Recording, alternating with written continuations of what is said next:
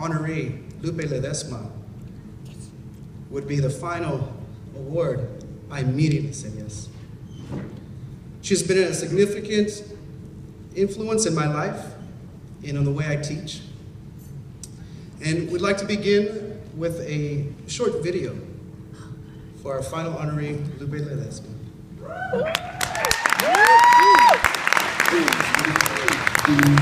I work as a teacher in a district with lots of migrant students. And you see the difference of how they are treated, and how migrant students are treated.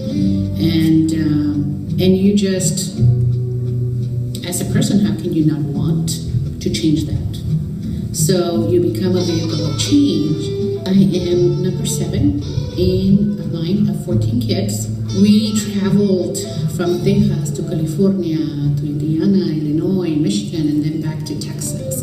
That was our route for many, many years. My father was illiterate, and my mom only went up to the 3rd grade in school, but to them, education was very important. My father used to march with Cesar Chavez, when we were in California, and so he learned a lot about self-advocacy. He also learned about what was right and what wasn't. In the 70s, migrant education was over here, basic ed education was over here, and so you were trapped as a migrant students, and we had our own teachers that we never associated with the other population.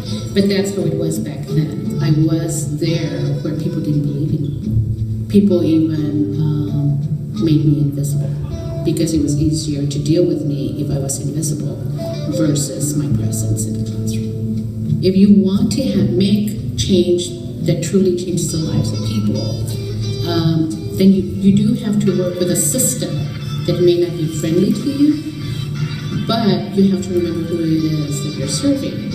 And there's a verse in the Bible that drives me. It has to do with be the voice of those who have no voice. One of the aspects of Dare to Dream is to provide mentors for our students, and we specifically look for mentors that reflect who our students are. Our goal is to graduate them from high school and for them to have a plan to whatever it is that they want to do, whether it's a 2-year college, whether it's a 4-year university, or whether it's a tech school or a trade school, or even the workforce. Be prepared, be the best citizen that you can, whatever you choose to do.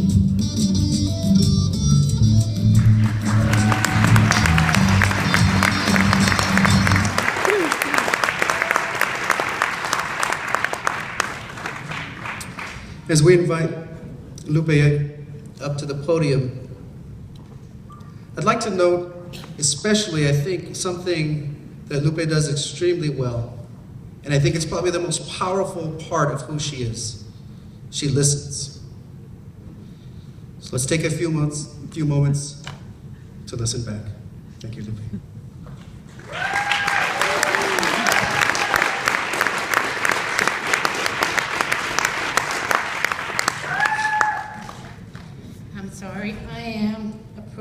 I'm a worker, not necessarily used to being in the spotlight. So it's not a public speaker per se. Put me in front of 500 parents, I'm good. Put me up in front of 1,000 students, I'm great. Put me up in a mixed group, and you got me trembling. So, thank you. So please be forgiving, as I did write something. So, I would like to thank the CWU, Latino, Latina, Alumni Association for the honor of this recognition. As I go about my daily work, I see so many deserving individuals who are working diligently to accomplish their daily goals in their chosen profession.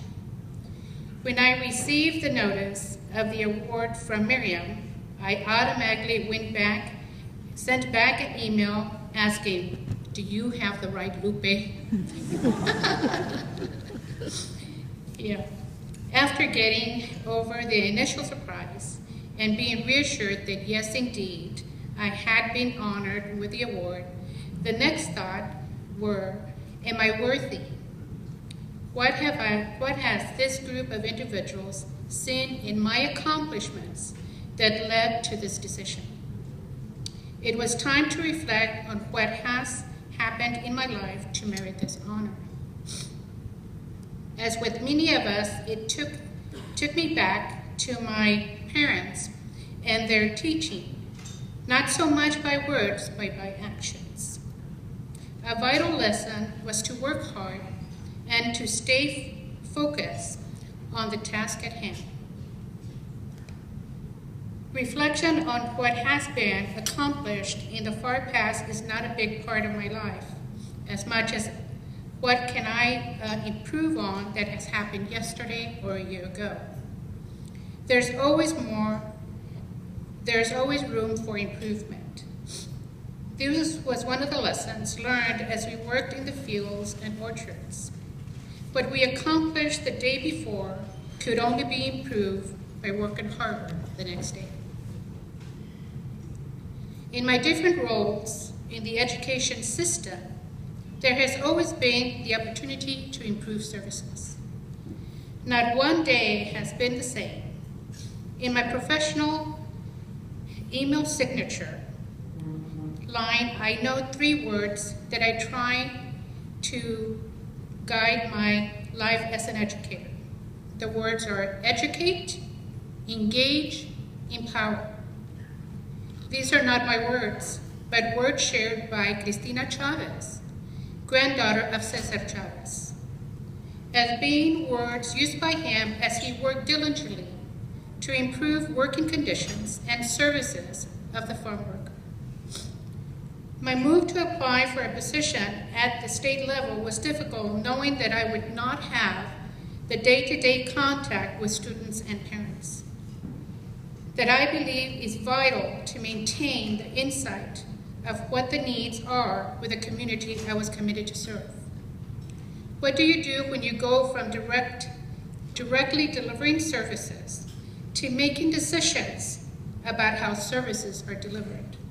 Well, you go about changing the status quo by advocating for what you believe in and assist during the decision-making process to move toward what you believe to be a more effective program.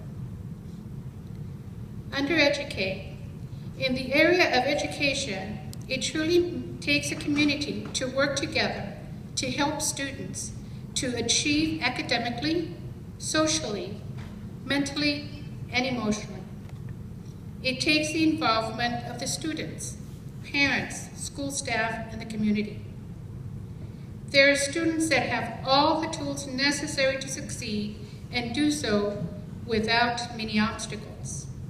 There are those that are resilient, and no matter what obstacle that is set before them, they will find a way to overcome them and succeed.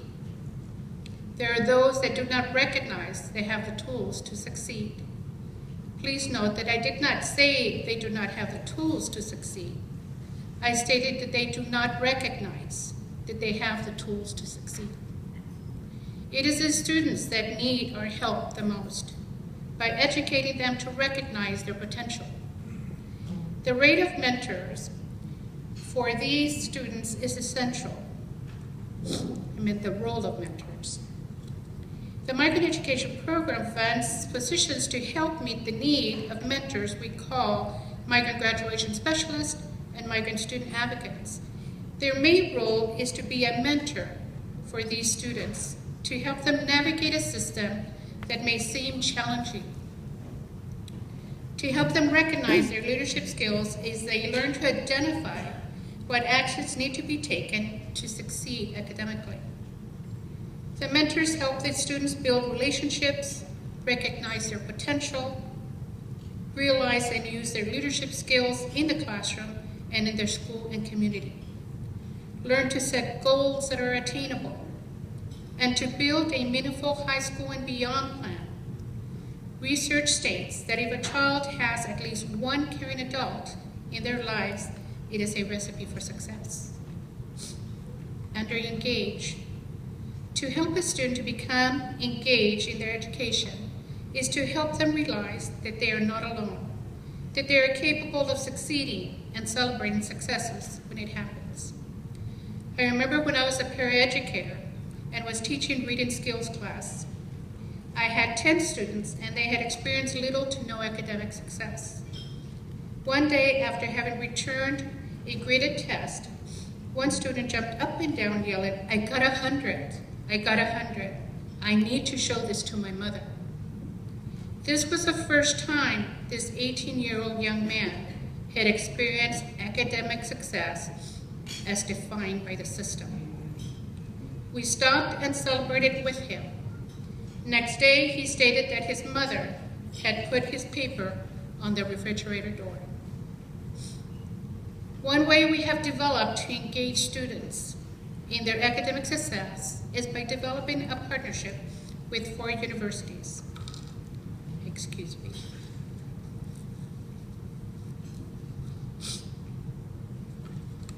These 4 universities are EWU, University of Washington, Washington State University, and Central Washington University, and we partner with their college assistant migrant programs to have students that are experiencing difficulty academically to spend a week on a college campus.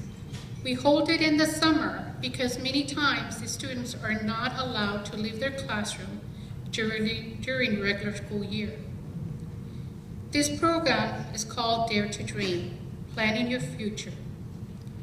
It is built on the premise of surrounding the student with mentors of a very similar background and experiences who are now in college, providing an environment that breeds success, belief in self, and the building of a strong self-advocacy voice. Some of the activities during Dare to Dream are to work on a presentation for their Migrant Parent Advisory Council and local school board. Problem solving when they are confronted with challenges and making their high school and beyond plan unique to their needs and plans. Under Empower, we need our students to become actively engaged in their choices for academic and social success. By empowering them with the realization that they can succeed and they do possess the skills to be successful. Please note that I stated the skills to be successful, not the things to be successful.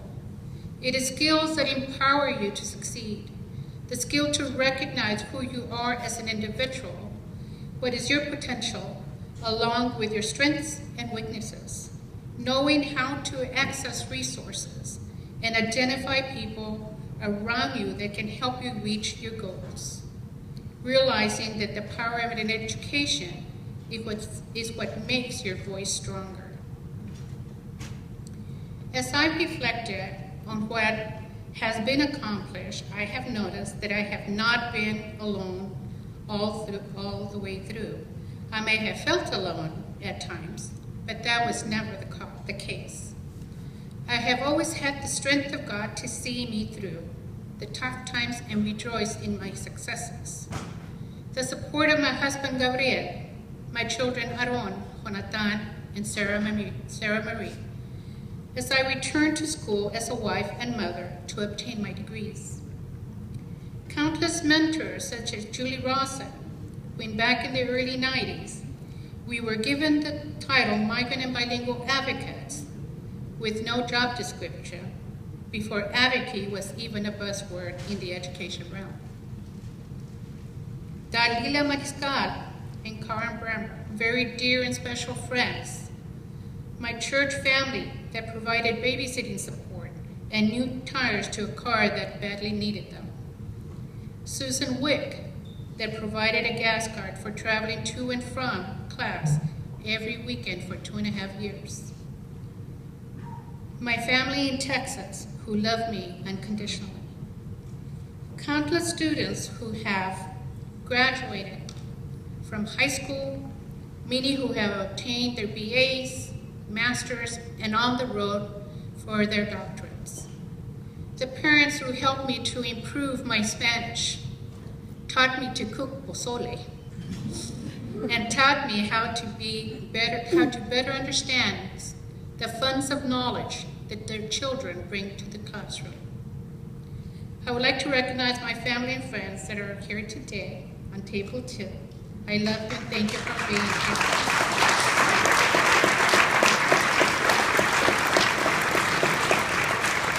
I would like to give a shout out to Dr. Gil Mendoza, table 1. Thank you for your show of support. He is OSBI Deputy Superintendent. And finally, I would like to thank everyone responsible for this recognition, which I would like to dedicate at this time to each and every mentor in my life, for without them, I would not be here before you today. Thank you.